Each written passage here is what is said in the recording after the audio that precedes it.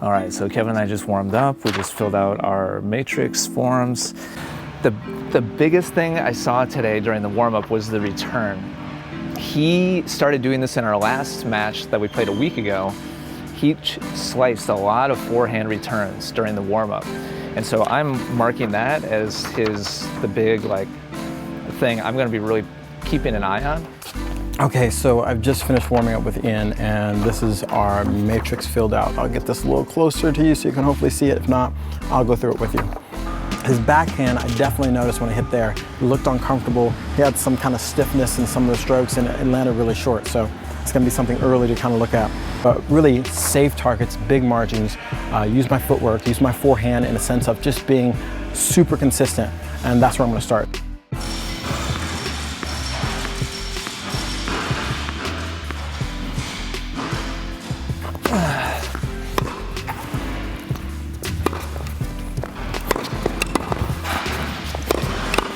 Good ball.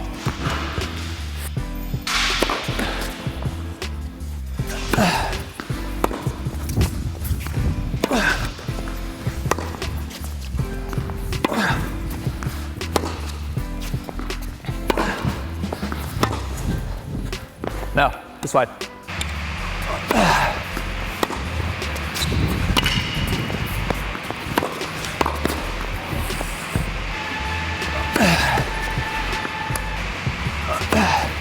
Nope. Nope.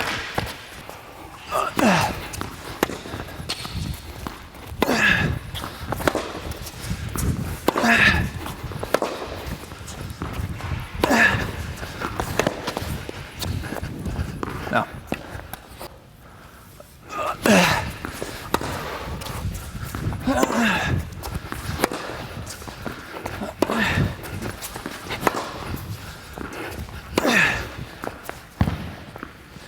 So kind of a weird start here so far. Kevin's doing what he did in our last match, which was just see if I can just hit shots and challenge me to be consistent while attacking. But he's doing it to a larger extreme than he did in our last match. Frankly, he just really looks uncomfortable and like he doesn't have a whole lot of confidence. Like he's trying to find some rhythm and some timing. I made, personally, too many mistakes. He kind of got the jump on me. I was trying to play defense, and I kept shanking a little bit wide, so that's where the tricky part is, where, again, I need to build in more margins. My balls are landing a little bit too short because I'm trying to just kind of keep it in. So, higher above the net, bigger margins away from the sideline. I'm still going to remain consistent. Again, we want to go through an 8-point cycle and see what happens and lower my mistakes right now.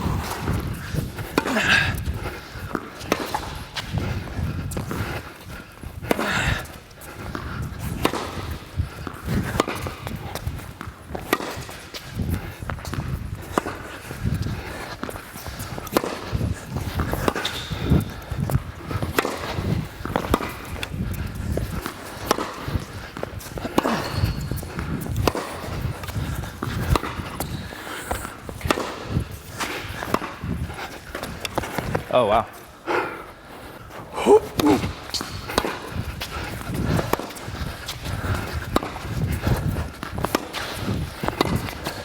Nope.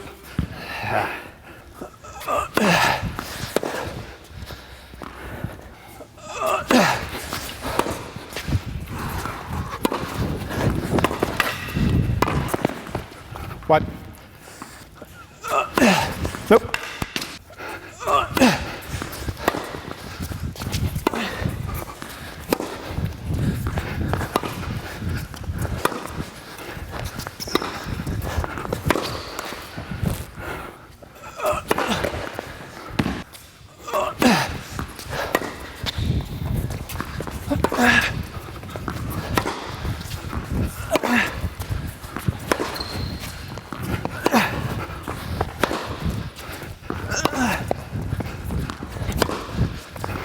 Whoa. Get rid of that ball.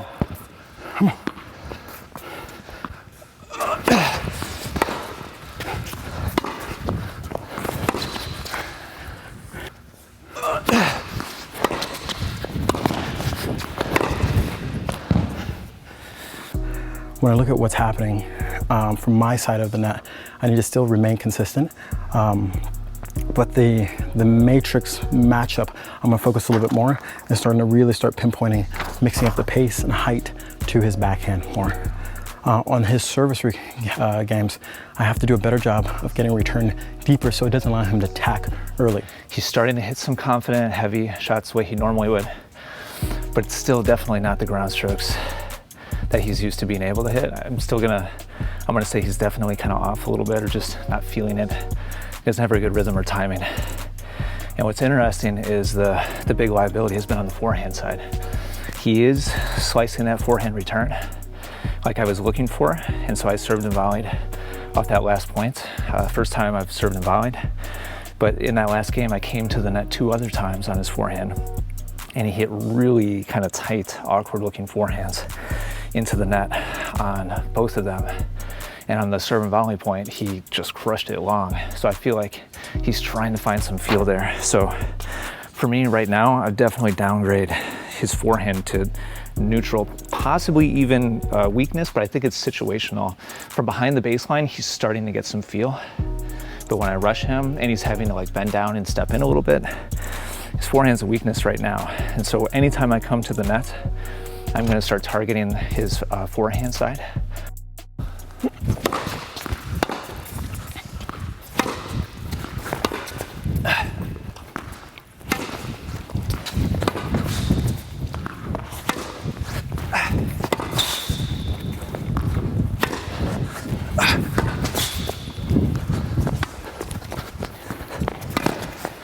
Too good.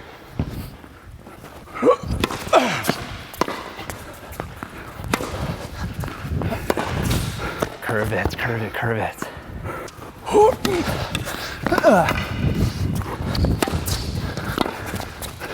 That's a good shot.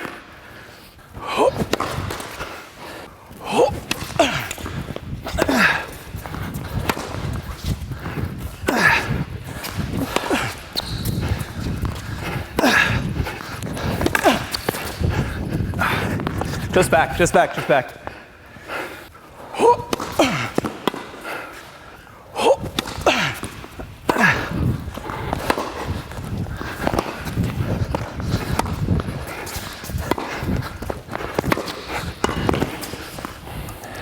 Too good.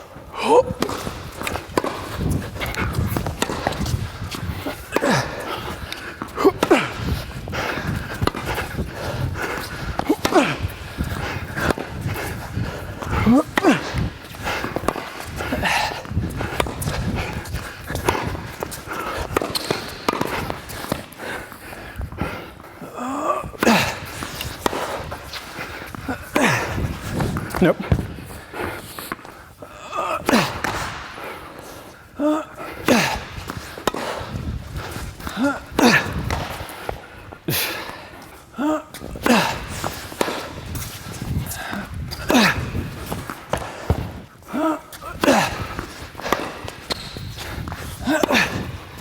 Nope. I just made 4 and 4 sitters in a row off my forehand, but honestly I feel really good about how the points are setting up. I'm continuing to just have the intuition that he's just not comfortable on his forehand side. So even in rallies, I'm hitting more shots across my backhand to his forehand than I ever would before. But he's not feeling comfortable over there. But the big thing here is I just need to bring my margins way in, meaning when I get the sitter forehand, I need to curve it more. I need to aim 4 or 5 feet inside the lines. Right now I'm getting all excited because I'm getting that sitter forehand and I'm just making mistakes. I'm downgrading the forehand because just randomly a lot of mistakes came out.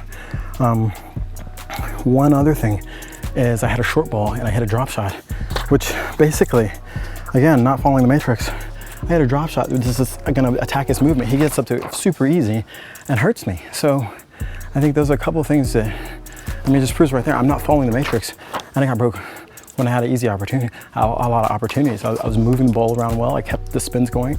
But again, the weird thing is I'm moving the ball around, which focuses on his movement, his strength, that now I feel more pressure to do something with. And bingo. So let's really stick with the matrix this time through and focus on the backhand, be super, uber patient.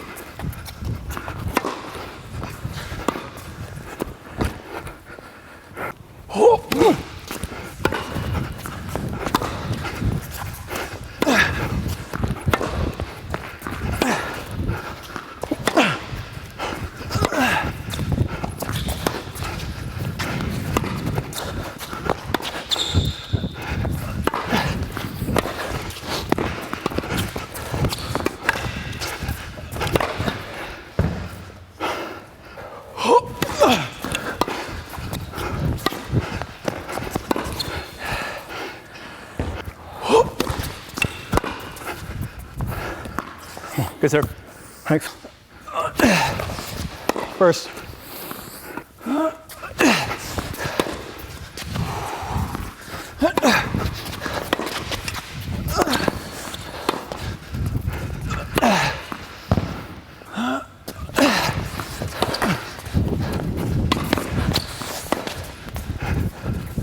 Now.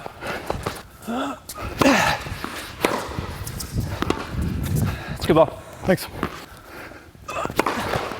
First.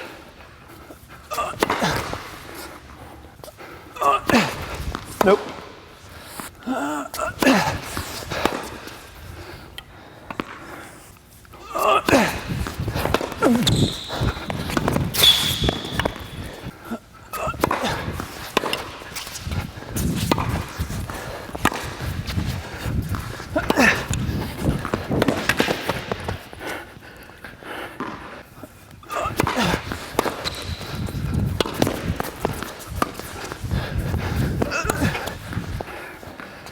So it's 3-4. I held my game. I suck with the matrix. On the returning game, I deviated a little bit. A couple balls where I had a slice and went up the line. And it's really about changing those habits. I gotta really focus on taking those shots where I'm in trouble to the backhand side. So as we go through the matrix, what's happening? I'm still really happy with what's going on in my service games for this most part. I think like I had a whiff there, and I noticed I had to slow the tempo down to really stay focused. So that's a side note of like things, navigating those tricky situations, really slowing down. Still, I feel like what I'm reading is pretty much right in the pocket. He's gained a little bit more comfort with his forehand, but it's still not, like he's just still uncomfortable with it for whatever reason. I'm getting my opportunities. I just can't give them away. So here on my return game, same thing. Make him play a lot of forehands, play to the backhand every once in a while. If he's gonna hit a passing shot, make him do it on the forehand side. But just more than anything, just stay in the points, give myself the chance.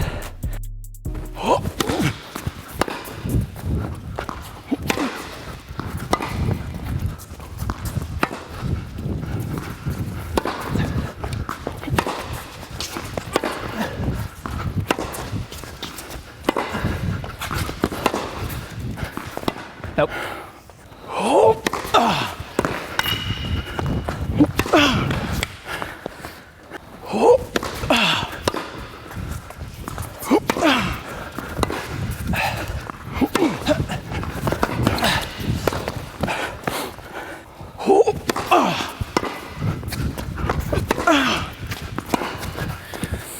Nope. Oh, No. That's exactly what not to do. Nope.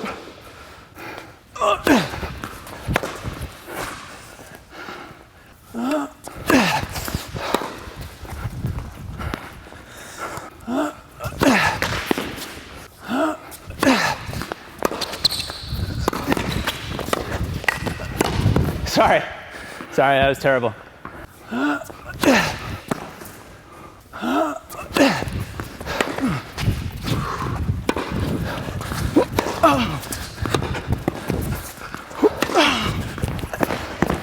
ball.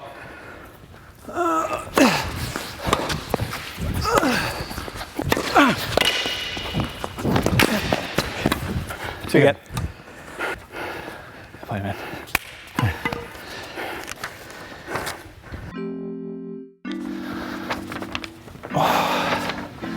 That's like the worst shank volley of my life. I threw out my shoulder on it.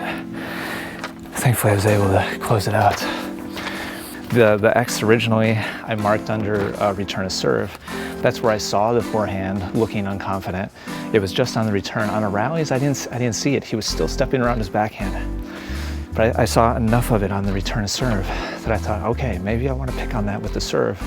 And then that just progressed into being actual ground stroke. So by the end of the match here, I think it was at like 2-2 or 2-3. I said, okay, for me right now, it's forehand's coming back to neutral. And by the end here, for sure, it was all the way down on the weakness side. It goes to show two things. Number one, what a player normally has, there's ups and downs for all of us. Even somebody as strong as Kevin is gonna have up days and down days, and a really big strength like that. And number two, what you see in a warm-up, a lot of times will shift, and you have to be able to make adjustments on the fly. Okay, so on my service game, I did exactly what I didn't want to do, which makes too many mistakes. You know, he stuck with it. Forehand was definitely a strength. Volley was a strength, serve was a strength, and its movement was a strength. So I pegged it right there. How I addressed that should have been better, which is maybe inflict more damage earlier with my forehand. When I start doing a breakdown of how I want to address this next time, that's the area where I'm going to focus on of being aggressive, how aggressive should I be, and when on the forehand side to make it more competitive on my service games and putting more pressure on his service games.